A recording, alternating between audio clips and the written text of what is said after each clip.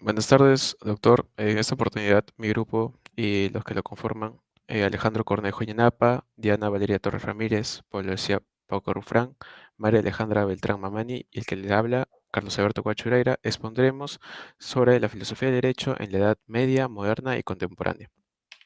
Primero, como resumen, este trabajo monográfico examina la evolución histórica del pensamiento jurídico a través de tres grandes etapas: la Edad Media, la Edad Moderna y la Edad Contemporánea. Se analizan las transformaciones filosóficas que marcaron la relación entre derecho moral y razón en cada periodo, desde una visión teocéntrica influida por el cristianismo, pasando por el racionalismo ilustrado y la secularización jurídica, hasta las teorías críticas contemporáneas que cuestionan la neutralidad de derecho. El estudio permite comprender cómo la filosofía del derecho ha influido en la concepción del orden jurídico, la justicia y la legitimidad del poder a lo largo del tiempo.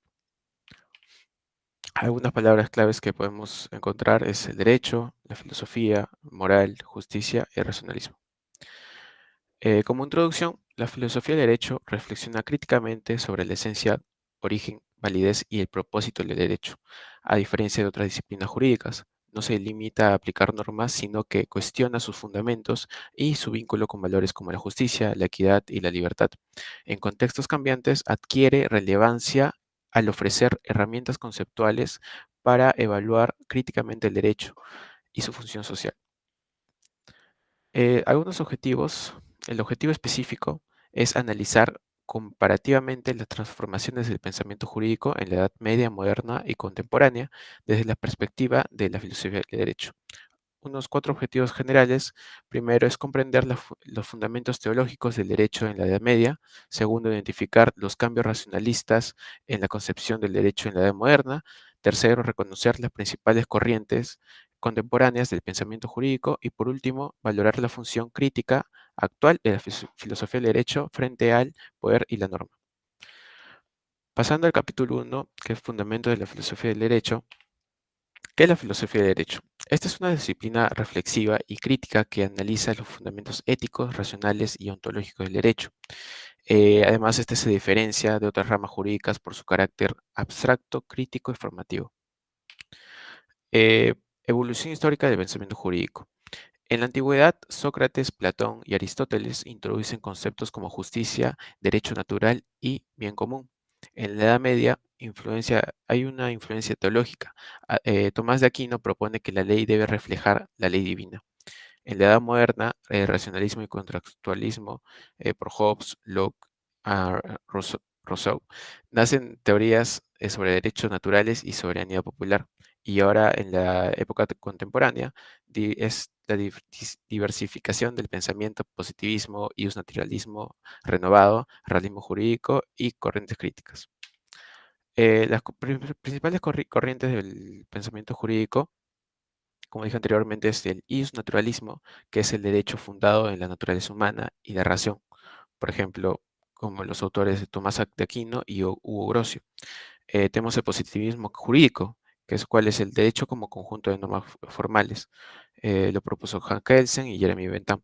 Y por último, el realismo jurídico, que esta es la importancia de la aplicación práctica del derecho, por Holmson, Jewelin.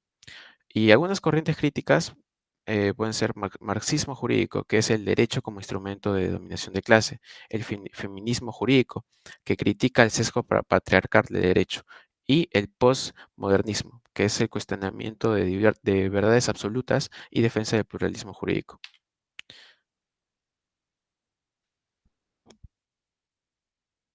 Bien, pasando al capítulo número 2, vamos a hablar de la filosofía del derecho en la Edad Media. Siguiente, por favor. La filosofía del derecho en la Edad Media se caracteriza por su profunda conexión con lo que es la relación y la teología. Esta idea es de un orden moral y jurídico superior que está basado en lo que viene a ser la voluntad divina y accesible de la razón humana. Esto nos marca el desarrollo del derecho durante siglos, y este pensamiento influye decisivamente en la tradición del derecho natural y sienta base a lo que son concepciones modernas del derecho y la justicia. En lo que viene a ser la filosofía del derecho medieval, no se puede entender sin considerar el papel central que ocupa la Iglesia en la vida social. la vida política y la vida jurídica. Esta idea es de derecho divino y universal que fue clave para el desarrollo de las teorías jurídicas de esta época, que es la Edad Media. Siguiente. Ahora hablando de su contexto histórico y cultural medieval, esto se va durante la Edad Media, que es en los siglos V hasta el siglo IX en la Europa occidental, donde se vive una transformación profunda tras la caída del Imperio Romano, que es marcada por la fragmentación del poder y el ascenso del cristianismo como eje central de la vida política, social y cultural, como bien mencioné. Hablando políticamente, nos habla que surgió el feudalismo, que es un sistema descentralizado basado en vínculos personales entre señores y vasallos, donde el derecho era local y consuetudinario.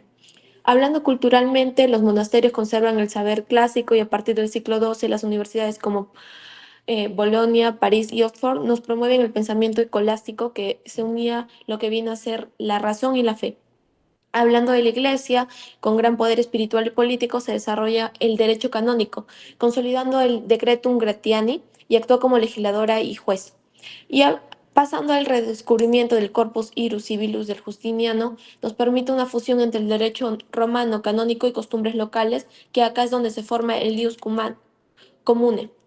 Y por último tenemos el derecho medieval, que que se concebía como un orden moral y objetivo que está basado en la ley natural y en la voluntad divina, donde es acá donde la ley humana solo era legítima si no contradecía la ley eterna. Siguiente. Hablando de la influencia del cristianismo en el derecho, el cristianismo fue claro en la formación del pensamiento jurídico medieval, no solo como religión, sino que también como institución cultural, moral y jurídica que domina en las Europas en esos tiempos.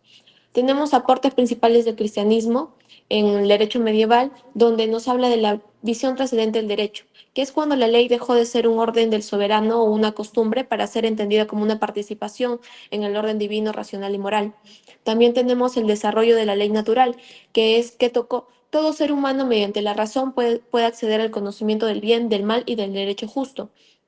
Acá tenemos la ley humana debe ser subordinada a una orden moral superior. Y acá es donde entra la ley natural y la ley divina. Siguiente.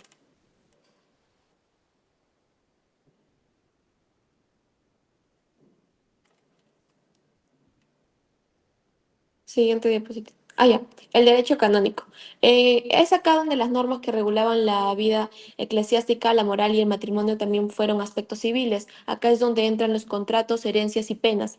Esto fue recopilado como el Decretum Gratiani en el siglo XII, que influye también decisivamente en el ius comune, como bien expliqué, junto al derecho romano.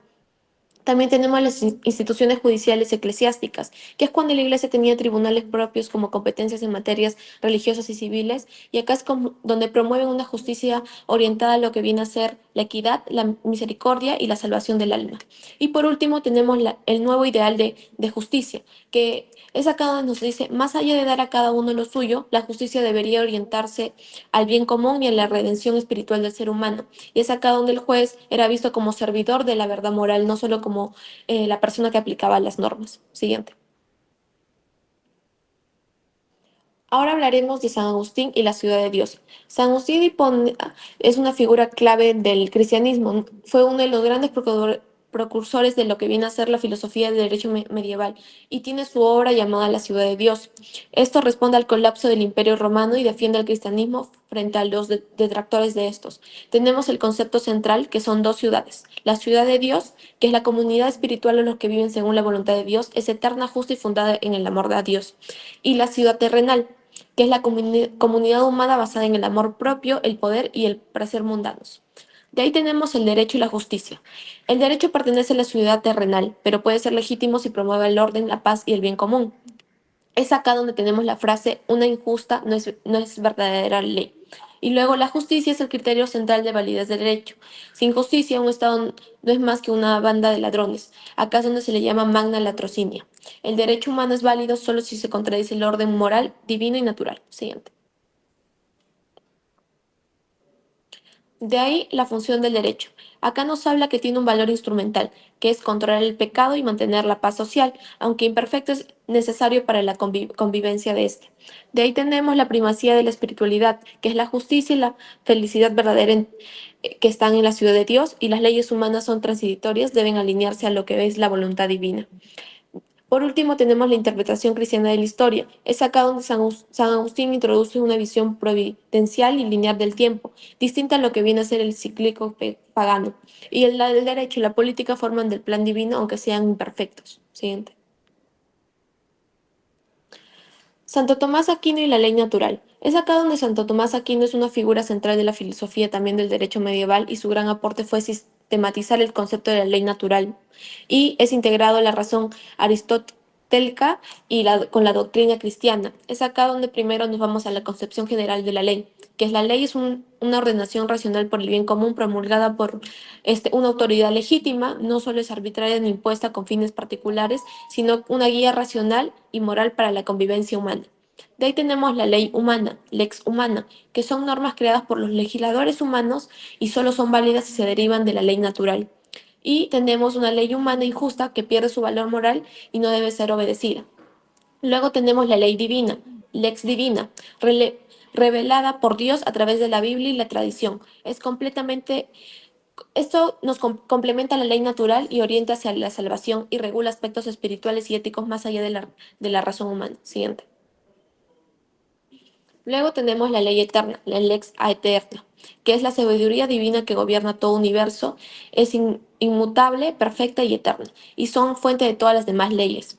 De ahí tenemos la más importante, que es la ley natural, lex naturalis, que es la participación racional del ser humano en la ley eterna, que permite conocer el bien y el mal mediante la razón. Y tenemos principios universales, que es buscar el bien y evitar el mal, conservar la vida y producirse y educar a la decencia. También tenemos lo de vivir en la sociedad y buscar la verdad y el orden. Y por último tenemos la ley humana, lex humana, que son las normas creadas por los legisladores humanos, solo son válidos si se derivan de la ley natural y una ley humana injusta pierde su valor moral y no debe ser obedecida. Siguiente. Por último, el derecho canónico y la Iglesia. Durante la Edad Media, el derecho canónico fue una de las bases principales del orden jurídico y social en Europa, debido al enorme poder que ejercía la Iglesia católica en todos sus niveles espirituales, políticos y jurídicos. Entonces, ¿qué es el derecho canónico? Es el conjunto de normas jurídicas que regulan la organización interna de la Iglesia, de la doctrina, de la disciplina, sacramentos y moral. Y su objetivo principal es asegurar el buen gobierno de la Iglesia y la salvación de las almas, manteniendo así el orden moral y social conforme a la fe cristiana. Y para esto tenemos fuentes del derecho canónico, que son las Sagradas Escrituras, especialmente acaba el Nuevo Testamento. Tenemos los concilios y los sínodos eclesiásticos, los decretos papeles que acaban las encíclicas, las bulas y entre otros. Y también tenemos la tradición y jurisprudencia acumulada. Siguiente.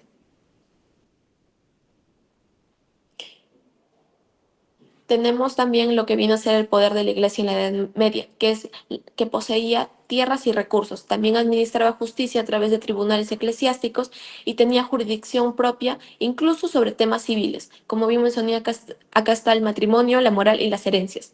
Y los clérigos y a veces los laicos estaban sujetos al derecho canónico en distintos ámbitos de los que bien mencioné.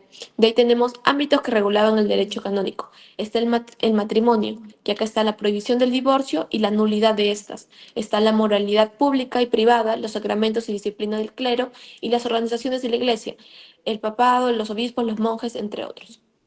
Por último está la relación con el derecho civil, el derecho canónico con el derecho civil. Es acá donde existía una tensión constante con los poderes civiles y la Iglesia reclamaba autoridad moral y jurídica universal. Acá es donde incluyen las leyes del derecho civil. Por último, también tenemos un ejemplo que es el conflicto del Papa Gregorio VII, perdón, con el emperador Enrique IV sobre el nombramiento de obispos, que son las querellas de las investiduras. Y aún así, el derecho canónico influye fuertemente en el desarrollo del derecho civil europeo, especialmente en los temas que son más relevantes, que son la herencia, matrimonio, tutela y derecho penal.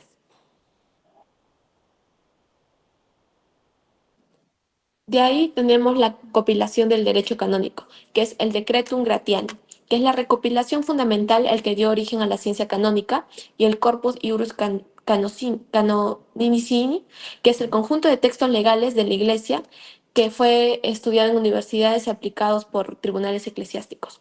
Y la importancia en el derecho medieval, que representa la aplicación concreta de visión cristiana del orden jurídico, que también articuló una estructura legal basada en la ley natural y divina, integró ética, religión y derecho en un solo sistema normativo, con no solo un fin social, sino que también nos habla de un fin espiritual.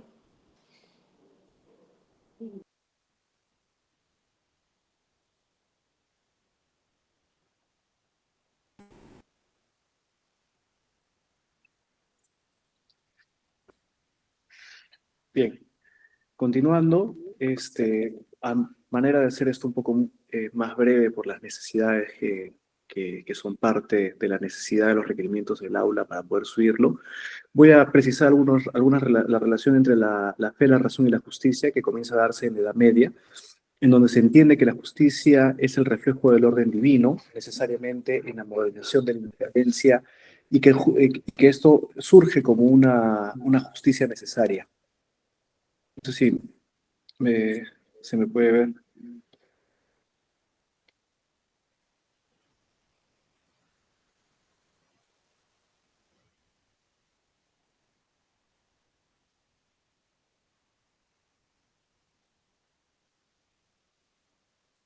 Acción.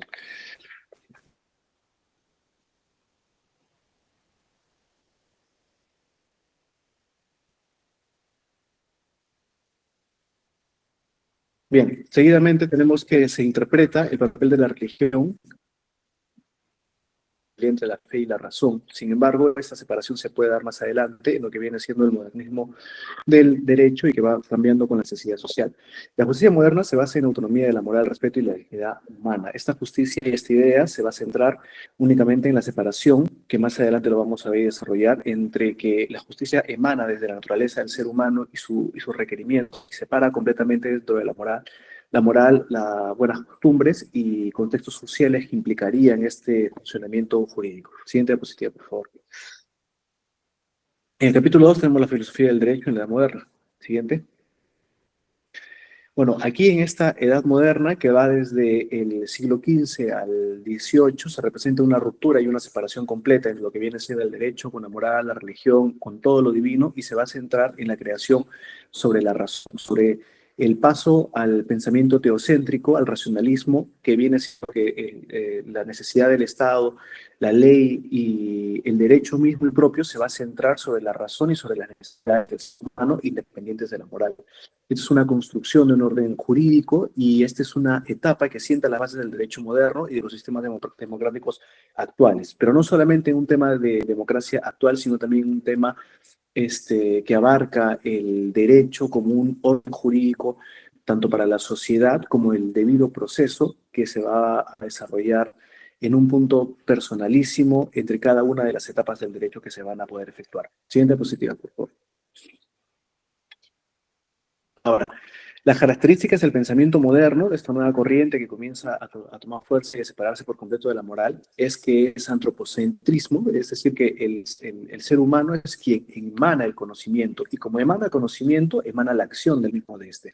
Tiene una autonomía, una razón frente a la autoridad religiosa, pues no tiene ningún tipo de injerencia que pueda influir en el desenvolvimiento jurídico y de la razón del ser humano. La fe en el progreso, la posibilidad de mejorar la sociedad entre la ciencia y el derecho. Se separa por completo la corriente del tema moral, el tema religioso, y se marca en que el conocimiento viene siendo la ciencia que va a darle un progreso necesario a la humanidad. Y la crítica a la tradición, que es la revisión de las estructuras sociales y políticas heredadas, que por supuesto se dan cuenta de que ya no funciona, de que no tiene un impacto necesario para que tenga funcionalidad en este nuevo pensamiento. Ahora, dentro de todo esto aparece un filósofo que viene siendo René Descartes, conocido en Latinoamérica, pero en realidad es René Descartes, francés, y él sienta unas bases interesantes para poder tener una emanación propia y natural de lo que es el razonamiento jurídico, que propone como un método sobre la duda y la certeza racional. Es decir, que él crea una serie de pasos en el método que él propone, en donde para poder llegar a una idea que va a tener una solidez en el futuro y que puede ser y que puede acompañar a lo largo del tiempo y tiene funcionalidad, hay que ponerla sobre una certeza. Y para ponerla sobre una certeza hay que crear una duda. Sobre esta duda se crea, es una duda razonable y se crean certezas que se construyen a lo largo de todo este método con la finalidad de que pueda dar con razonabilidad, con un pensamiento crítico real, una idea que va a poder tener un impacto no solo social, sino también legal para cada una de las cosas que se tengan que investigar. Y su pensamiento inspira a juristas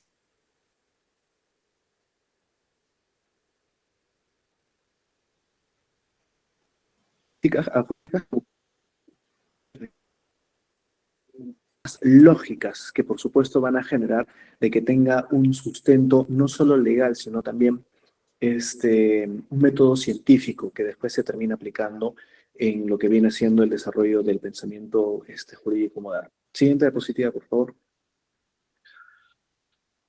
Ahora, junto con todo esto termina apareciendo el contrato social. Voy a ser súper breve con esta parte.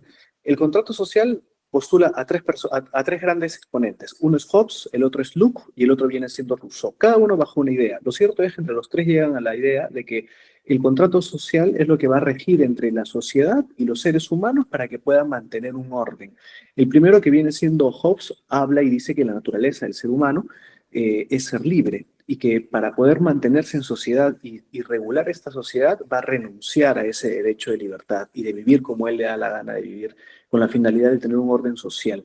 Locke protege los derechos naturales de las personas para que en esta aceptación de renunciar a algunos derechos y de sumergirse a lo que viene siendo la sociedad, no se le pierdan derechos fundamentales y naturales que tiene el ser humano y que el gobierno los pone. Y finalmente Rousseau expresa la voluntad general. Él dice que la voluntad general de los pueblos, de la sociedad, del colectivo común, es lo que va a emanar el derecho para que pueda ser regulado. No un derecho impositivo, sino más bien un derecho que emane de la naturaleza de las personas que componen el Estado y la sociedad. Ahora, el justmodernismo moderno y los derechos individuales se basa en la razón humana, que es básicamente que la forma en la que se emana el derecho tiene que tener una fundamentación razonable y que nace del ser humano, no de lo divino. Grocio que el derecho natural sería válido incluso si Dios no existiera, puesto que el derecho va a predominar sin la existencia o no, o la autorización o no de Dios o de lo que se cree como un Dios. Se afirma la existencia de derechos inherentes a la persona, la vida, la libertad y la igualdad, que son netamente no renunciables y que se van a proteger pase lo que pase, independientemente de cualquier tipo social o cualquier corriente o estado de gobierno en el que esté. Y estos principios son los que inspiran las declaraciones de los derechos de la modernidad, el constitucionalismo posterior y después lo que se conoce como los principios del derecho constitucional y de los derechos humanos. Siguiente. Doy el pase a mi compañera para que continúe con el siguiente capítulo. Bien, ahora hablaremos acerca de la filosofía del derecho en la edad contemporánea. Gracias. Bueno, surge a partir del siglo XVIII, a finales del siglo XVIII con la Revolución Francesa y con la Revolución Industrial. Con esto, la sociedad cambia profundamente y estos cambios afectan la forma en que se entiende el derecho a partir de entonces. Aquí también se empieza a estudiar lo que es el derecho como un sistema ya más autónomo, racional e incluso más técnico. Un ejemplo de todo esto es Hans Kelsen, con su teoría del derecho como un conjunto de normas válidas por su forma y también, bueno, no solamente por su contenido ya moral. Bueno, después de la grande crisis del siglo XX, como por ejemplo del totalitarismo, surgieron muchas críticas, sin embargo, a esta visión. Siendo así, también aquí llegan a nacer las corrientes como, por ejemplo, neoconstitucionalismo, el justnaturalismo, el realismo jurídico, etc. Todas estas, bueno, corrientes ponen en duda la idea de un derecho neutral y destacan que el derecho también es político, ético e incluso histórico. Siguiente, por favor.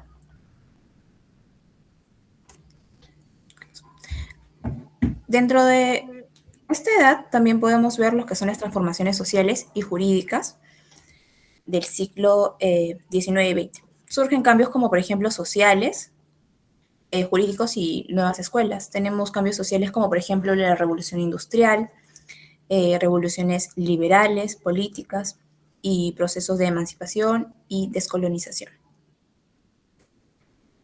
Siguiente, por favor.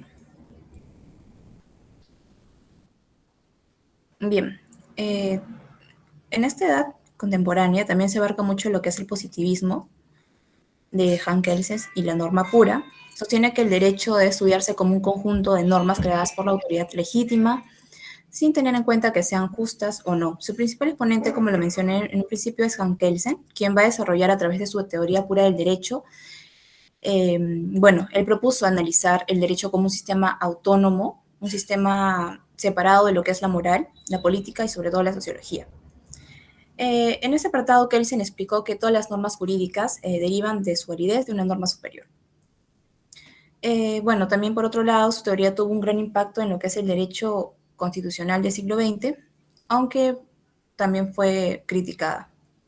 En resumen, Kelsen ayudó a ver el derecho como un objeto científico, pero su visión deja abierta también la discusión sobre el valor moral de las normas jurídicas.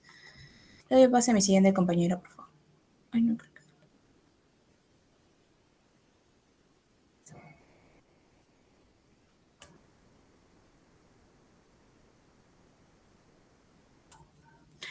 Bueno, también tenemos la Escuela Histórica del Derecho a cargo de Savigny, que esta surge a principios del siglo XIX y surge a partir de una reacción frente al racionalismo ilustrado y el universalismo o jurídico. Savigny, el desarrollo no es producto de la razón universal, sino también viene a ser una expresión del espíritu del pueblo. Esta escuela histórica se opuso a los códigos uniformes, como por ejemplo el código napoleónico. Y por último, tuvo una influencia en el derecho alemán comparado y en la metodología histórica del derecho. Gracias.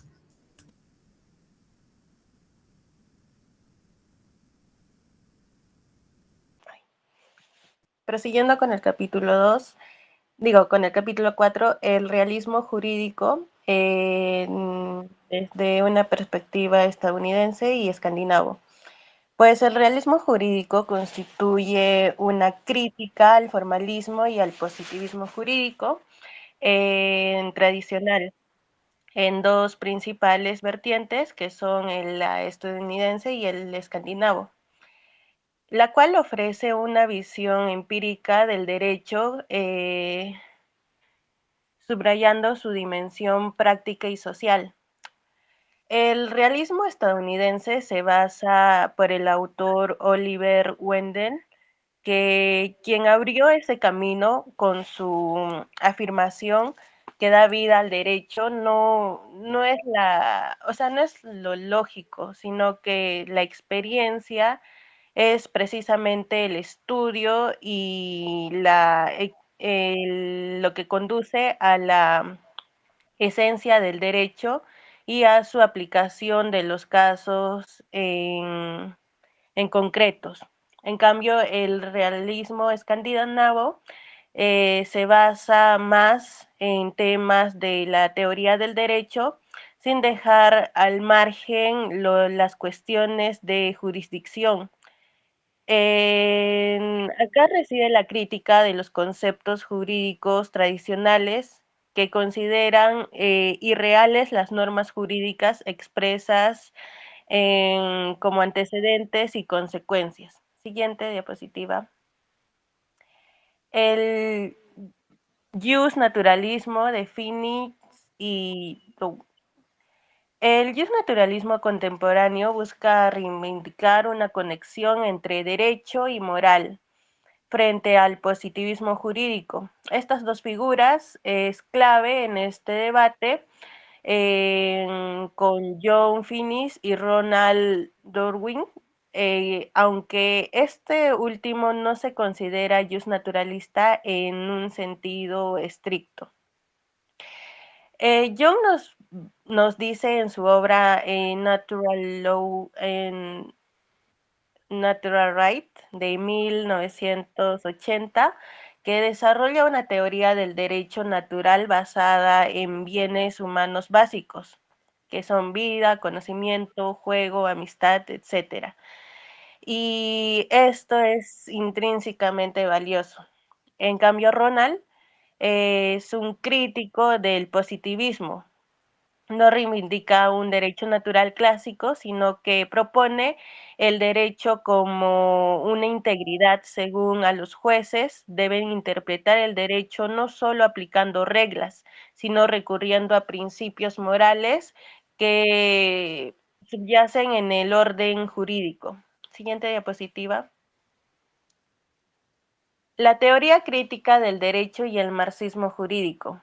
La teoría crítica del derecho, surgida en los años 70 en Estados Unidos, constituye un movimiento profundamente influenciado por el marxismo.